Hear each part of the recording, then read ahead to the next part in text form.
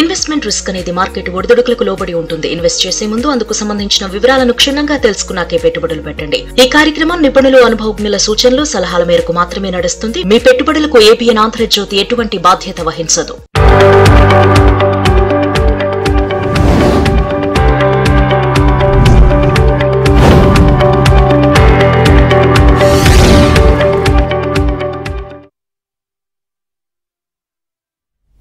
నమస్తే, welcome to ABN business news. దేశీయ stock మార్కెట్లు నష్టాల్లో కొనసాగుతున్నాయి. సెన్సెక్స్, నిఫ్టీ నష్టాల్లో ట్రేడ్ అవుతున్నాయి. భారత్పై సుంకాలు మరింతగా పెంచుతానని అమెరికా అధ్యక్షుడు ట్రంప్ ప్రకటించడంతో నిన్నటి లాభాలు ఆవిరయ్యాయి. దీంతో అంతర్జాతీయ మార్కెట్లలో సానుకూల సంకేతాలు కొనసాగుతున్నప్పటికీ మన సూచీలు మాత్రం నష్టాల్లో ట్రేడ్ అవుతున్నాయి. Titan company, Maruti Suzuki, Trent, IndusInd Bank, SBI life insurance లాభాల్లో ట్రేడ్ అవుతున్నాయి. Doctor Reddy's labs, Infosys, Cipla, Reliance అలాగే భారత్ ఎలక్ట్రానిక్స్ షేర్లు నష్టాల్లో కొనసాగుతున్నాయి. ఇవాళ మార్కెట్కి సంబంధించి అనాలిసిస్ అందించడానికి ప్రముఖ బిజినెస్ అనలిస్ట్ వాసిరాజు సుందరరాజు గారు మనతో పాటు స్టూడియోలో ఉన్నారు. వారిని అడిగి మరిన్ని విషయాలు తెలుసుకుందాం. స్క్రీన్ మీద స్క్రోల్ అవుతున్న నంబర్స్కి కాల్ చేసి ఏమైనా డౌట్స్ ఉంటే మాట్లాడి తెలుసుకోవచ్చు. సార్ నమస్కారం. నమస్తే అండి. సరే, అంతర్జాతీయ మార్కెట్లో సానుకూల సంకేతాలు ఉన్నప్పటికీ కూడా నిన్న కొంత బాగానే ఉన్న మార్కెట్ ఇవాళ డౌన్ఫాల్ అవ్వడానికి గల కారణాలు కావచ్చు, ఇవన్నీ ఏమనుకోవచ్చు?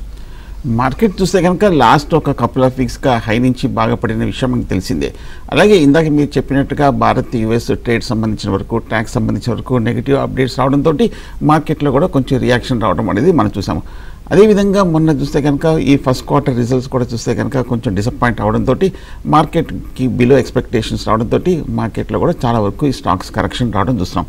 ముఖ్యంగా మనం బ్యాంక్ స్టాక్ చూస్తే కనుక లాస్ట్ 1 వీక్గా బాగా తగ్గింది. బ్యాంక్ ఇండెక్స్ కూడా చూస్తే కనుక బాగా అండర్ పెర్ఫార్మ్ చేయటము, ముఖ్యంగా మేజర్ బ్యాంకింగ్ స్టాక్స్ అన్నీ కూడా కొంచెం మార్కెట్ని కిందకి డ్రాగ్ చేయడంతో మార్కెట్ మీద కూడా కొంచెం నెగిటివ్ ఇంపాక్ట్ అనేది కనిపించింది.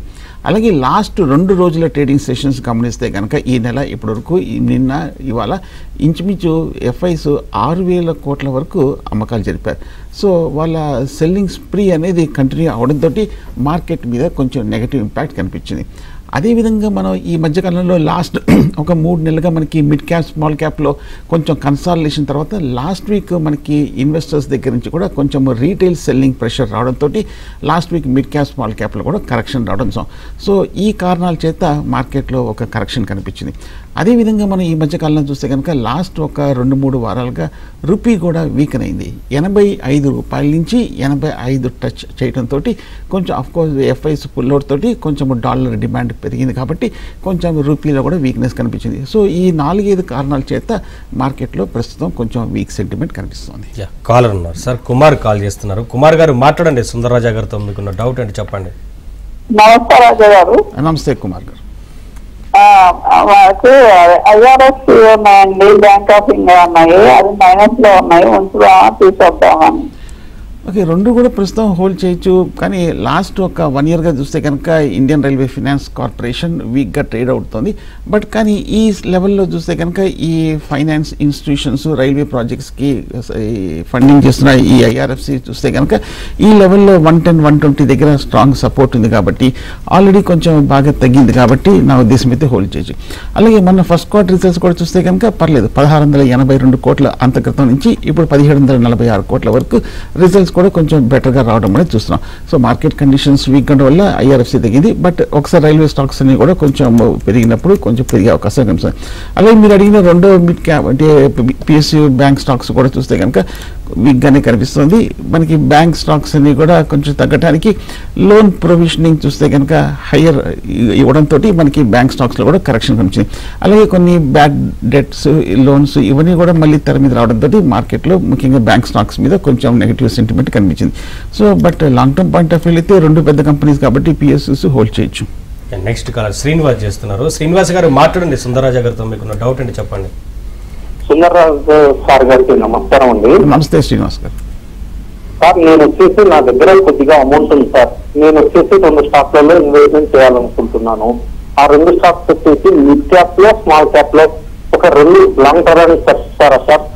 మినిమం 5-10 years ఉంటాను, ప్రతి క్వార్టర్ చూసుకుంటుంటాను సార్. ఓకేనండి. ఇన్ఫ్యాక్ట్ ఇన్వెస్ట్మెంట్ చేయడం కాకుండా మీరు ప్రతి క్వార్టర్ కూడా ఈ స్టాక్స్ని ట్రాక్ చేస్తానన్న విషయం కూడా మంచి విషయమే. కానీ మార్కెట్ కండిషన్స్ చూస్తే కనుక కొంచెం వీక్గా ఉంది. పైగా ఈ మధ్యకాలంలో 25,000 దగ్గర మనకి స్థాయి సస్టైన్ కాలేకుండా ఆల్మోస్ట్ 21 రావటం చూసాం. కాబట్టి కొంచెం వెయిట్ చేసి బహుశా కొంచెం మార్కెట్ స్టెబిలైజ్ అయ్యాక తీసుకోవచ్చు.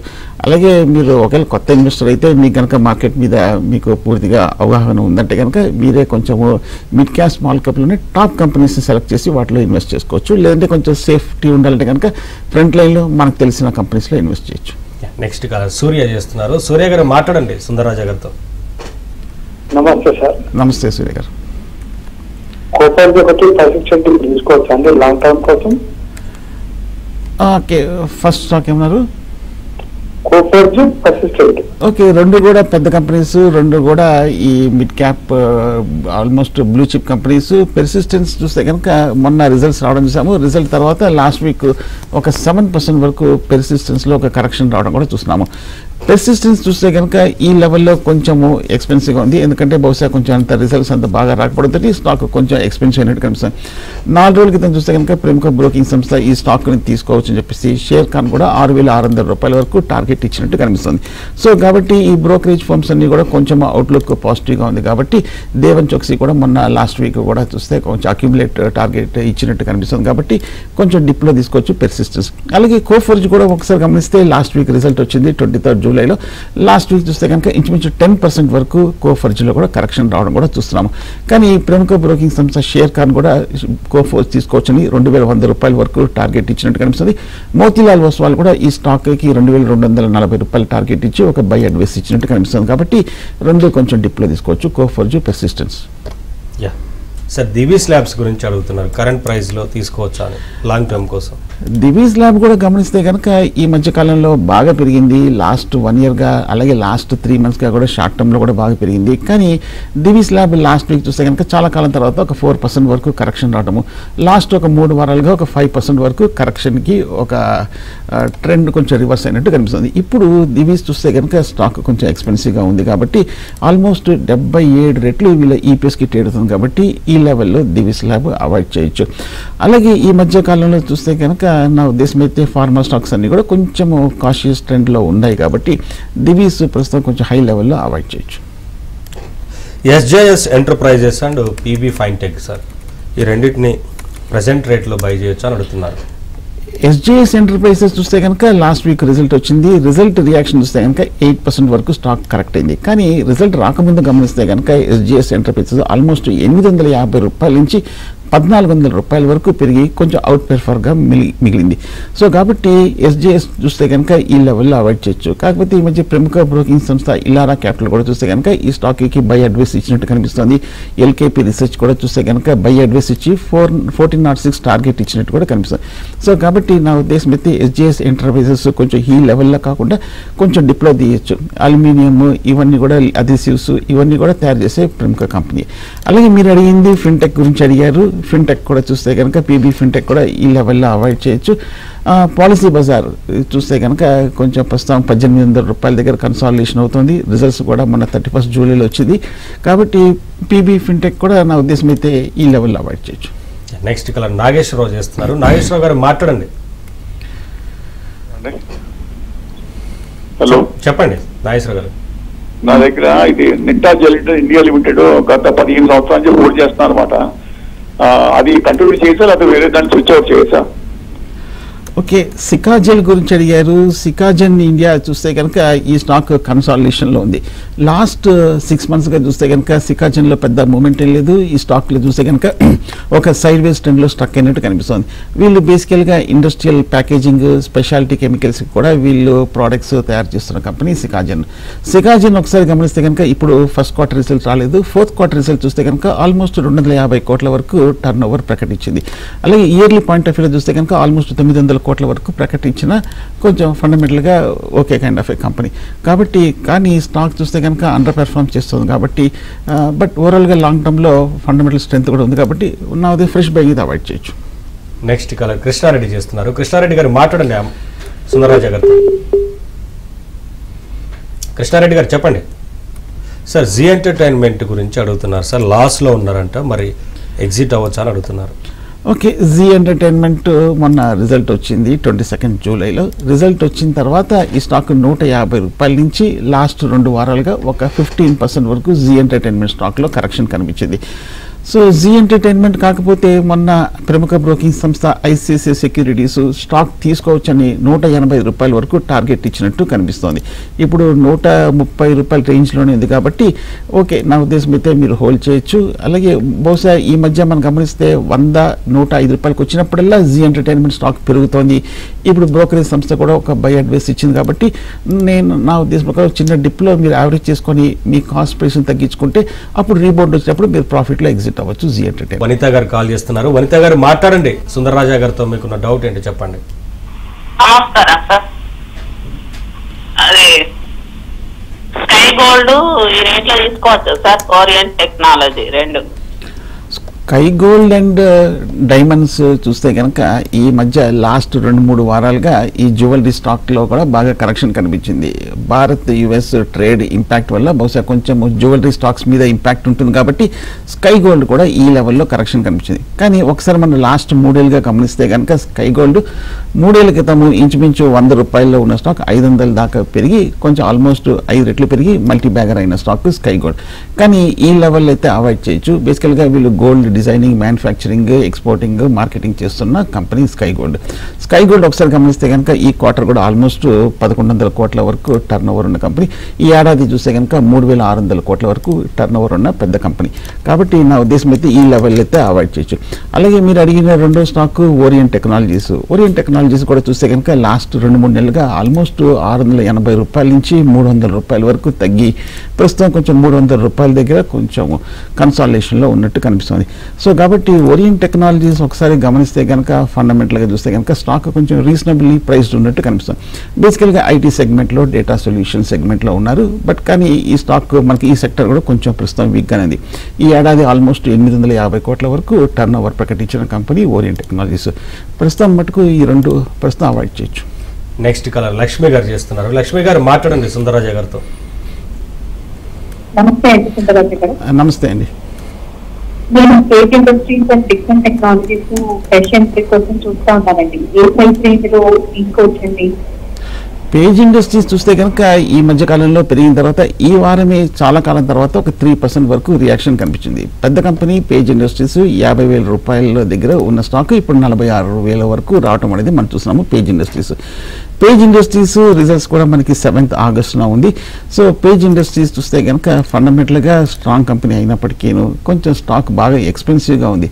బేసికల్గా వీళ్ళు స్విమ్ బ్యార్ ఇవన్నీ కూడా టెక్స్టైల్ తయారు చేసే కంపెనీ. టెక్స్టైల్ స్టాక్స్ కూడా మనం లాస్ట్ 1 or 2 వీక్స్గా మనం మార్కెట్లో నెగిటివ్ ఇంపాక్ట్ కూడా కనిపిస్తుంది. సో కాబట్టి పేజ్ ఇండస్ట్రీస్ కొంచెం హై లెవెల్ అవాయిడ్ చేయొచ్చు. ఈ ఏడాది ఆల్మోస్ట్ 730 కోట్ల వరకు నెట్ ప్రాఫిట్స్ ప్రకటించిన పెద్ద కంపెనీ పేజ్ ఇండస్ట్రీస్. కొంచెం హై లెవెల్ అవాయిడ్ చేయొచ్చు. నెక్స్ట్ కలర్ రవికుమార్ చేస్తున్నారు. రవికుమార్ గారు మాట్లాడండి సుందరరాజా గారితో. మీకున్న డౌట్ ఏంటి చెప్పండి. గుడ్ ఆఫ్టర్నూన్ సుందరరాజా గారు. Good afternoon. విలువైన సందేహాలు తీరుస్తున్నారండి, చాలా థ్యాంక్స్ మీకు. Thank you. Trident limited 32 rupees లో ఎంటర్ అయ్యింది సార్, మేము హైలో ఎంటర్ అయ్యాను. ఓకే. లాస్ట్ 110 days నుంచి స్టాక్ కంటిన్యూస్ గా ఫాలో అవుతూ ఉంది day by day. So exit అవ్వమంటారు లేకపోతే కొంచెం 1 month 2 months వెయిట్ చేయమంటారా? కొంచెం నేను షార్ట్ టర్మ్ కోసం తీసుకున్నాను. ట్రైడెంట్ కూడా పెద్ద కంపెనీ అయినప్పటికీ టెక్స్టైల్ సెగ్మెంట్లో ఉన్నారు. ఇందాకే అనుకున్నాము పేజ్ ఇండస్ట్రీస్ లాగా ట్రైడెంట్ కూడా టెక్స్టైల్స్ తయారు చేస్తున్న కంపెనీ. లాస్ట్ వీక్ 24 జూలైలో రిజల్ట్ వచ్చింది. రిజల్ట్ వచ్చిన తర్వాత లాస్ట్ వీక్ ఒక 10% వరకు ట్రైడెంట్లో కరెక్షన్ రావడం అనేది మనం చూస్తున్నాము. సో ఈ మధ్య భారత్ యుఎస్ ట్రేడ్ డీల్ తర్వాత టెక్స్టైల్ స్టాక్స్ అన్నింటిలో కూడా కరెక్షన్ రావడం చూస్తున్నాం. సో కాబట్టి నా ఉద్దేశం అయితే ఫ్రెష్ బయింగ్ అయితే అవాయిడ్ చేయొచ్చు. మేబీ కొంచెం ఒక చిన్న డిప్ వచ్చిన తర్వాత ఫ్రెష్ బయింగ్ తీసుకోవడం, లేదంటే కొంచెం ర్యాలీలో వచ్చినప్పుడు ట్రైడెంట్ని ఎగ్జిట్ అవ్వచ్చు. పెద్ద ఈక్విటీ ఉన్న కంపెనీ, ఆల్మోస్ట్ 510 కోట్ల ఈక్విటీ ఉన్న company. So huge floating stock కూడా మార్కెట్లో ఉంటుంది. దానికి తోడు కొంచెం డెట్ కూడా ఉన్నట్టు కనిపిస్తుంది. సో కాబట్టి నా ఉద్దేశం అయితే ట్రైడెంట్ కొంచెం రీబౌండ్లో ఎగ్జిట్ అవ్వచ్చు. నెక్స్ట్ కలర్ శశి చేస్తున్నారు. శశి గారు మాట్లాడండి. Good afternoon sir. Good afternoon. Good afternoon sir. PNB housing ఒకటి, క్యాన్సిన్ హౌసింగ్ ఒకటి, ఈ 2 తీసుకోవచ్చు కూడా. పిఎన్బి హౌసింగ్ ఫైనాన్స్ ఈ 2 వారాలుగా గమనిస్తే కనుక లాస్ట్ వీక్ ఆల్మోస్ట్ 20% పడింది. అంతక్రితం వారం చూస్తే కనుక 7% పడింది.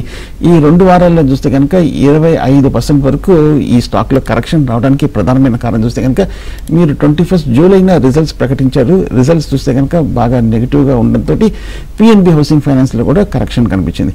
బట్ అలాగే క్యాన్ఫిన్ ఫైనాన్స్ కూడా చూస్తే కనుక హోమ్ ఫైనాన్స్ కూడా మనకు తెలిసిందే, one of the leading housing finance company. ఈ స్టాక్ లాస్ట్ వీక్ కూడా ఒక 4%, అంతక్రితం 5%, ఈ 2 వారాల్లో ఒక 10% వరకు కరెక్షన్ రావడం కూడా చూస్తున్నాము. కానీ ఈ మధ్య ప్రముఖ బ్రోకింగ్ సంస్థ మోతీలాల్ ఓస్వాల్ ఈ స్టాక్ మీద న్యూట్రల్గా ఉన్నట్టు చెప్పారు. అలాగే ప్రభుదాస్ లీలాధర్ కూడా లీడింగ్ బ్రోకరేజ్ రీసెర్చ్ ఫర్మ్ కూడా ఈ స్టాక్ని తీసుకోవచ్చని 875 రూపీస్ వరకు టార్గెట్ ఇచ్చిన కనిపిస్తుంది. 2 కూడా పెద్ద పిఎస్యు కంపెనీసే, క్యాన్ఫిన్ అండ్ పిఎన్బి హౌసింగ్, కాబట్టి హోల్డ్ చేయొచ్చు ప్రస్తుతం. నెక్స్ట్ కాలర్ సునీల్ చేస్తున్నారు. సునీల్ గారు మాట్లాడండి సుందరరాజా గారితో. హలో సార్, నమస్తే అండి. నమస్తే సునీల్ గారు. సార్ ఇది నాది పోకర్నా ఉంది అండి, 1000 shares. Okay Pokarna okay. Pokarna అచ్చా, పోకర్నా అండ్ ట్రైడెంట్ 2 ఉన్నాయి. ఓకే, ట్రైడెంట్ గురించి సునీల్ గారు ఇప్పుడే మనం మాట్లాడుకున్నాము. ట్రైడెంట్ మనకు తెలిసిందే టెక్స్టైల్ స్టాక్, కొంచెం టెక్స్టైల్ స్టాక్స్లో బాగా కరెక్షన్ రావడం కూడా మనం చూస్తున్నాము. అలాగే ఒకసారి గమనిస్తే కనుక 2వ స్టాక్ పోకర్నా గురించి అడిగారు. పోకర్నా లాస్ట్ వీక్ మీరు రిజల్ట్ చూసింటారు. రిజల్ట్ తర్వాత ఈ 2-3 రోజుల్లో ఆల్మోస్ట్ 15% వరకు పోకర్నాలో కరెక్షన్ రావడం చూస్తున్నాము. కానీ ఈ లెవెల్లో చూస్తే కనుక పోకర్నా ఆల్మోస్ట్ 14 to 15 టైమ్స్ వీళ్ళు ఈపీఎస్కి ట్రేడ్ అవుతుంది కాబట్టి చీపర్ లెవెల్లో ఉంది. బేసికల్గా వీళ్ళు మీకు తెలిసిందే గ్రానైట్స్, స్లాబ్స్ ఇవన్నీ కూడా తయారు చేస్తున్న పెద్ద కంపెనీ. పోకర్నా ఒకసారి గమనిస్తే కనుక ఈ ఏడాది ఆల్మోస్ట్ 1000 కోట్ల వరకు టర్న్ ఓవర్ ప్రకటించిన పెద్ద కంపెనీ పోకర్నా. బట్ కానీ ఆల్మోస్ట్ 800-900 రూపాయల దగ్గర సపోర్ట్ ఉంది కాబట్టి లాంగ్ టర్మ్ పాయింట్ ఆఫ్ వ్యూలో హోల్డ్ చేయొచ్చు పోకర్నా. నెక్స్ట్ కలర్ రాజశేఖర్ చేస్తున్నారు. రాజశేఖర్ గారు మాట్లాడండి సుందరరాజా గారితో. మీకు డౌట్ అంటే చెప్పండి. నా దగ్గర నిట్టా జెలిటన్ ఇండియా లిమిటెడ్ గత 15 సంవత్సరాల నుంచి హోల్డ్ చేస్తున్నాను. అది కొనసాగించచ్చా లేకపోతే వేరే కంపెనీకి మారిపోవచ్చా? ఓకే, ఫస్ట్ ఏమన్నారు? నికానా? Nitta NITTA. Okay okay, Nitta gelatin చూస్తే కనుక ఈ మధ్య ఈ స్టాక్ 680 రూపాయల నుంచి 1000 రూపాయల వరకు పెరిగింది. కానీ ఒకసారి గమనిస్తే కనుక 2024 జనవరిలో 1000 రూపాయల నుంచి కరెక్షన్ రావడం చూసాము. మళ్ళీ ఆల్మోస్ట్ 1.5 years కూడా కొంచెం రికవరీ వచ్చినప్పటికీ ఆ 1.5 years హైని కొంచెం పరీక్షించలేకపోతుంది. నిట్టా జెలటిన్ ఒకసారి గమనిస్తే కనుక వీళ్ళు బేసికల్గా పెప్టైడ్స్ అలాగే మనకి కెమికల్స్, ఫాస్ఫైడ్ సెగ్మెంట్లో ఉన్న కంపెనీ. సో నా ఉద్దేశం అయితే ప్రస్తుతం హోల్డ్ చేయొచ్చు, పర్వాలేదు.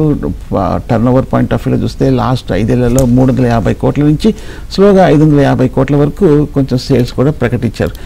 ఫండమెంటల్ ఓకే, కానీ టెక్నికల్గా చూస్తే కనుక లాస్ట్ 1.5 yearsగా పెద్ద మూమెంట్ లేదు కాబట్టి నిట్టా జెలటిన్ కొంచెం ర్యాలీలో మీరు ఎగ్జిట్ అవ్వచ్చు.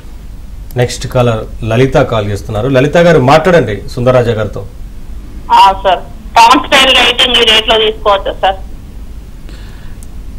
ఒకసారి స్టాక్ నేమ్ రిపీట్ చేయండి. Tan style lighting.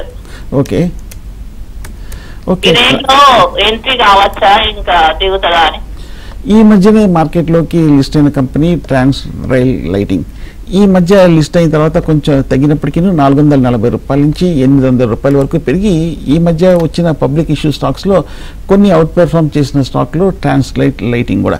సో నా ఉద్దేశం అయితే కొంచెం హై లెవెల్కి ఈ మధ్య కొంచెం బాగా రీబౌండ్ అయిపోయింది కాబట్టి, పైగా మనకి మార్కెట్ కొంచెం వీక్గా ఉండడంతో కొంచెం హై నుంచి రివర్స్ అవుతుంది కాబట్టి ఈ లెవెల్లో కొంచెం హై లెవెల్లో ట్రాన్స్ రైల్ లైటింగ్ హై లెవెల్లో అవాయిడ్ చేయొచ్చు. ప్రస్తుతం ఉన్నాయంటే కనుక హోల్డ్ చేయొచ్చు. అలాగే స్టాక్ కూడా చూస్తే కనుక ఇప్పుడు ఆల్మోస్ట్ రీజనబుల్ ప్రైజింగ్లో ఉంది కాబట్టి ఈ లెవెల్లో అవాయిడ్ చేయొచ్చు Transrail lighting. Next caller Sharma చేస్తున్నారు. శర్మ గారు మాట్లాడండి సుందరరాజా గారితో. నమస్కారం సార్. ఐనాక్స్ విండ్ 150 రూపాయలు అవుతుంది. రాడికో టైగర్ 600 రూపీస్ లో ఉంది సార్. 2 లింక్ అయిన పరిస్థితి. సో ఐనాక్స్ విండ్ ఒకటి ఈ మధ్యకాలంలో బాగా తగ్గడం చూసాము. అలాగే రాడికో కైతాన్ కూడా చూస్తే కనుక ఈ ప్రముఖ లిక్కర్ కంపెనీ కూడా చూస్తే కనుక బాగా పెరిగింది. ఇన్ఫ్యాక్ట్ రాడికో కైతాన్ చూస్తే కనుక కొంచెం అవుట్ పెర్ఫార్మెన్స్ చూసాము. 31 జూలైలో రిజల్ట్ వచ్చింది. రిజల్ట్ తర్వాత ఈ స్టాక్ కొంచెం పాజిటివ్గా ఉంది.